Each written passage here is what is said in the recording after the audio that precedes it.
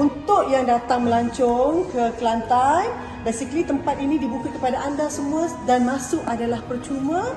Datang dan lihat sendiri bagaimana kita memperkenalkan seni pertukangan barang kemas ini, spesifiknya barang kemas tradisional Melayu Kelantan, dan anda berpeluang untuk mencuba membuat pertukangan ataupun mencuba pertukangan barang kemas sendiri. Yang kita ada satu program custom ring untuk anda cuba buat cincin sendiri, dan boleh bawa balik cincin yang anda cuba buat tu, yang anda siap buat tu.